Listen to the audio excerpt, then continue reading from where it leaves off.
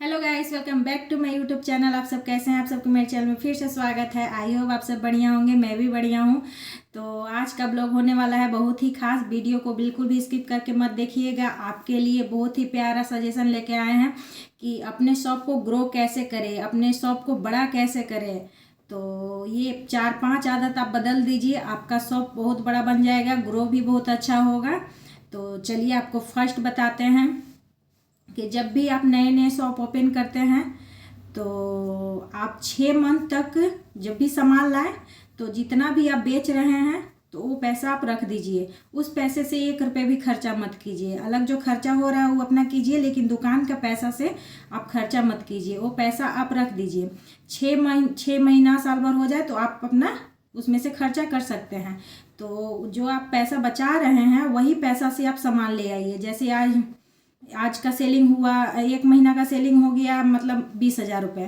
तो 20,000 आपको घर में खर्चा नहीं करना है। आप उस पैसे से अपने सामान को बढ़ाइए, अपने सामान को ज़्यादा मेल लगाइए, ज़्यादा सामान लाइए, जो चीज़ नहीं है उसको बढ़ाइए। वैसे करते करते करते आपका दुकान 6 मंथ तक बहुत अच्छा हो जाएगा।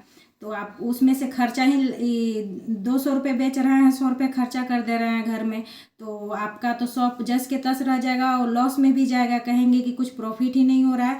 तो इस चलते आपको 6 मंथ तक आपको खर्चा नहीं करना है। 6 मंथ के बाद आप खर्चा कर सकते हैं, उतना भी नहीं, थोड़ा बहुत मेंटेन कर करके चलना है। तो 6 मंथ तक आप उस दुकान का जो पैसा आ रहा है आप दुकान में ही इन्वेस्ट कीजिए, ठीक है।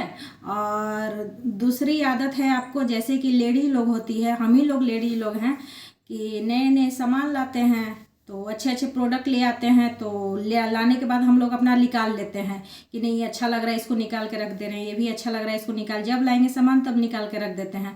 तो वैसा आपको बिल्कुल नहीं करना है, इससे आप लॉस में जाइएगा। क्योंकि जो हम कस्टमर के लिए लाए हैं, महंगा है या सस्ता है, वो निकाल के रख लेंगे तो इसमें हमको लॉस ही होगा।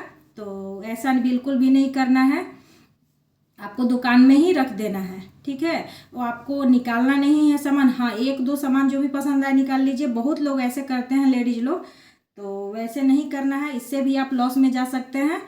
तो तीसरी आदत आपको ये बदलना है कि आपको उधार बिल्कुल भी नहीं देना है। उधार देने से आप सोचते हैं कि मेरे कस्टमर बढ़ेंगे, लेकिन उधार देने से कस्टमर नहीं बढ़ते हैं, बल्कि उल्टा हो जाता है, आपका कस्टमर चले जाते हैं। तो आपको उधार बिल्कुल भी नहीं देना है। उधार जैसे 500 के सामान लिया तो 550 रुपये का सामान लिया, तो उसके पास 500 रुपये ही हैं, तो बोलता है 550 रुपये लिख दीजिए। बोली कि ठीक है, आप 500 रुपये हमें दे दो और 50 रुपये आते जाते कभी दे देना, लेकिन इससे कम मत दो, ठीक है। आपको ऐसे करना है, उधार बिल्कुल भी नहीं देना। उधार देने के बाद कस्टमर लोग दुकान छोड़ देते हैं, सोचते हैं कि हम आज इनके पास उधार लिए हैं, कल जाएंगे तो ये हमसे मांगने लगेंगे। तो ये मेरे साथ भी होता है। मेरे कस्टमर लोग ही जो उधार लेके आए हैं दूसरे शॉप में जाते हैं, सुनने को मिलता है कि नहीं वो उनके पास गए हैं, तो अच्छा नहीं लगता है। तो इससे कस्टमर लोग भी भड़क जाते हैं, बहुत भड़क जाते हैं। आप सोचते हैं कि हम उधार देकर कस्टमर लोग को बढ़ा रहे हैं, लेकिन ये बिल्कुल नहीं होता है, उल्टा हो जाता है। तो आप उधार से बचें, उधार बिल्कुल भी ना दें। तो ये सब आदत आप सुधार लीजिए। और चौथी आदत है कि आप जैसे जब भी बेचते हैं सामान तो आप डायरी मेंटेन कीजिए कि आज हम इतने का सामान बेचे हैं।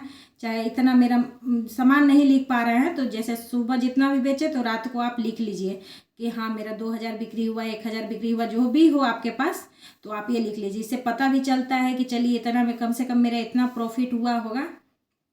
वो सब मेंटेन करके चलेंगे तो आपको पता भी चलेगा कि हम मंथ में कितना कमा सकते हैं, कितना नहीं कमा सकते हैं, कितना प्रॉफिट होता है, कितना नहीं प्रॉफिट होता है, आपको धीरे धीरे पता चल जाएगा।